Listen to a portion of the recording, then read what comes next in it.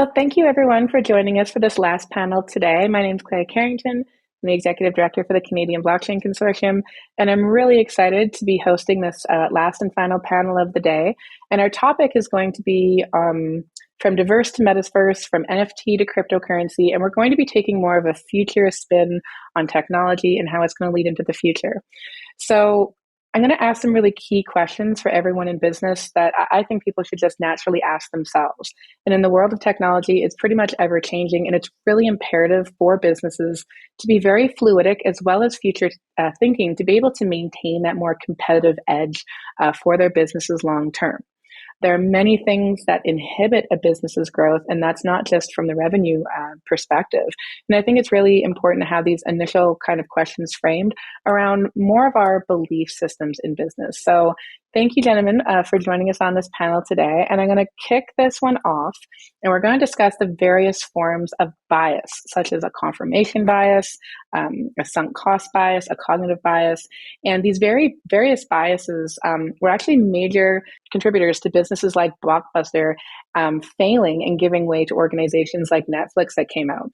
And it was the confirmation bias that was one of their most disastrous, because the business was getting this level of validation from people that were consistently coming in. They went and on Thursdays would look for whatever new movie was coming out, get their movie, get their popcorn, their Twizzlers, whatever, go home, end up paying late fees. But they really believed that model that people would want to come into the store, purchase, or rent these videos, be willing to pay these late fees was something that was going to maintain their business long term. And that level of bias actually led the way for newer technologies like streaming and Netflix to come in, not realizing that people would actually prefer to be able to stay home and do these kind of things. So can you guys give me some of the examples of how you think different forms of biases could be even impacting your own current business, and what you could do to potentially overcome this to make sure that you don't become the next Blockbuster? I think the points you just make are bang on. I think we've seen this from the invention of the car, when they said, you either have a car, why do you need a car? Why don't we have faster horses? I think in all kind of true disruptive transformation, we tend to hold on to what we know and what we're comfortable with. And breaking out of that is scary and risky, and you don't know necessarily how your consumer or your customer may respond to it. I do think we see this in cities too.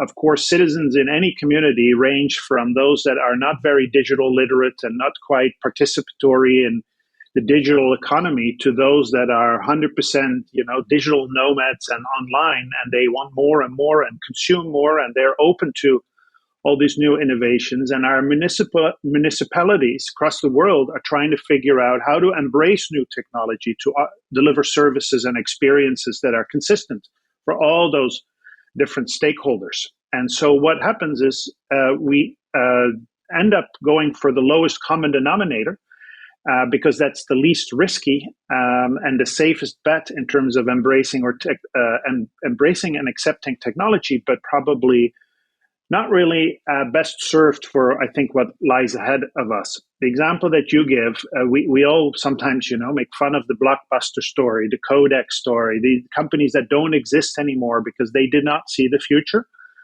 I would argue by now we've seen enough examples where this happens. So who are we to dismiss some of these new technologies that are coming when we've laughed about these innovations, but that are now completely consumed us? So I think from how we consume municipal services to how we do parking on the street, how we need to prepare our roads for self-driving cars, I think the conversations go wide and broad when we think about the cities of tomorrow. Yeah, and for us, our challenge is more around, I think there's a lack of understanding in our industry around cryptocurrency and new technologies, the metaverse, how it would disrupt the wealth management space in general. And then sunk cost. There's already so much that we need to do to remain competitive, and for us to think about innovative ways and try to get ahead and be proactive, to either bring in cryptocurrency or imagine what wealth management might be in the metaverse. It's just a little overwhelming. So for us, it's more about recognizing that those opportunities exist and giving a space for our executives to have discussions around, what would the metaverse mean for our business? What would the metaverse mean for our clients or partners? Cryptocurrency, again, kind of a scary place for people to go that are really working on the traditional kind of wealth management space, and then expensive too. If you already have technology and your business is set up around traditional asset management, wealth management, to incorporate crypto into that, there are a lot of barriers that you have to overcome, a lot of things that you have to do. And sometimes it's easier for people that are startups or, people that are already in the space to compete because they've built it based off of just offering the cryptocurrency versus the more traditional products that you might see.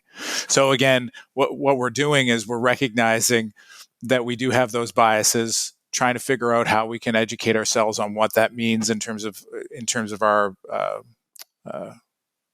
our company, and then look at ways of slowly but iteratively trying to chip away at some of those problems. The financial services are really provided by people. And so you build out products and technology that support the advisors, the wealth advisors, and your sunk cost almost becomes those advisors. And then how do you bring those people along to with the journey and kind of reimagine new ways of actually being able to provide wealth management without jeopardizing their career, basically. We see the same in cities, of course, where we have for years, decades, sometimes hundreds of years, made big investments in how we run our cities and to transform those in a disruptive way, right? They're dealing with massive sunk costs. And I think a big challenge we have in any organization, municipalities for sure, is kind of shifting that from, yes, sunk cost till now, but then the opportunity cost going forward. And that is a very scary proposition in terms of what does this all mean? And also the not knowing, and I think, Jonathan, you made the point about not understanding it enough to not necessarily knowing that if we make a move and go in a certain direction, what's the cost that's coming our way, particularly with technology. And we hear this all the time. If I buy this now, redo this now, do I have to rebuild this and replace this every year because the speed of technology is so fast? So I think there's a huge uphill battle in having people to shift from first kind of a financial ROI. If I invest X, then my return is Y. How do we turn this into sustainable ROI and think about people's well-being and social value and environmental value, and finance being one of them? And then potentially through partnerships or having these kind of new companies that stemmed from the digital economy partner and collaborate in different ways, and so create almost collaborative ecosystems to tackle the challenges. On top of discussing, like, okay, so now we have like our preconceived like notions or belief system and different forms of biases, but then also corporate culture is a huge thing to consider when looking at adopting new and transformative technology. So I like to talk about like what is the corporate culture within the workplace? What is the culture around risk? Because there's some businesses where it's like, if someone wants to go, oh, this is really crazy, this is amazing, I think that we should look at this, this is how I see it disrupting. It's like, if the corporate culture around risk or being able to bring these new and emerging ideas it doesn't create like safety. If someone feels like, oh, well, if I bring this up or if I try this new thing, I could get fired, I'm going against the status quo of the business. What can businesses do to encourage their staff to feel safe around proposing these risks or taking these risks and proposing something new within the business that could be transformative? Yeah, it's a great question. And I think a great problem to have too, because I think most organizations are not set up to invite innovation and trigger it. So I think it has to be part at the core to how we deal with compensation, how we manage performance, because we can say we encourage it, but to your point, if it then it's a wasted idea and then behind the scene chatter about it, people will turn down or shut down and not innovate anymore. So to make this part of a culture is, I think, a very difficult shift. And I'd love to hear what Jonathan is doing in this world too. Yeah, we try to promote a culture where everybody feels safe to raise, problems or to come up with new ideas to solutions. I think the issue for us, and for a lot of organizations. And I think about the adoption curve. Like there are early adopters who are really gung-ho to go on to technology because that's where their core beliefs are. They believe that, technology is always going to make things better. Or you might have late adopters to that technology, that adoption curve. It really depends on your comfort and what what environment you're in. For us, I don't think there's a need for us to be an early adopter or kind of an innovator in the space. We just need to be able to keep up with what's happening with the fintechs or organizations that are coming in to disrupt the model. Our view is we need to be able to keep up with them because change is expensive. We don't know if all the latest trends are actually going to take off and actually turn a profit. We want to be a little bit balanced in our approach. I find that does make sense, but it's also, anyway, that could in itself be a debate, because I think maybe for large financial institution, a city, keeping up is good enough. But I bet you there's organizations out there that keeping up won't, maybe on the path of destruction and not survival. And so I guess it depends a little bit on what sector you're in and maybe the size that you are. Even there, I would be cautious because I think there's large, particularly in the retail business, companies thinking to have kept up, but that don't exist anymore. So I guess this leads into my next question, or about this. It is all around transformation. And this one is, we're continuously, technology is always changing this landscape for businesses. One of my favorite examples actually is Tesla. So the way that they've come up with autonomous vehicles, if you would think about it 5 years ago, who would have thought that they would have wanted to drive into a vehicle or drive in a vehicle where the robot is guiding it? You'd have thought, oh no, I'm not putting my life in the hands of this particular robot. But it's now gotten to the point where they're developing out stage 3 of autonomous level vehicles, which means no human interface is required. Right now, Tesla's self-driving car, you need moderate human intervention, but eventually it'll get to the point of no human intervention. Think of a movie like I, Robot. And they're even looking now at being able to do fractional ownership of their vehicles. So most people are in their cars maybe 5% per day, gets them to their office, gets them home. If you think about how IoT, machine learning, even blockchain technology is transforming the automotive industry, think about the businesses that could be disrupted. So think about the parking lots today are your Blockbuster, and autonomous vehicles of tomorrow are your new Netflix. So if you can purchase a self-driving vehicle for $40,000, like Tesla's trying to do, and Tesla will underwrite it as well, so insurance brokers won't even be needed for this. Your vehicle could now take you to work and drive itself around making money like an autonomous Uber all day. What's that going to mean if your revenues are based in parking lots? What's that mean if if your revenues are based on, the parking fees?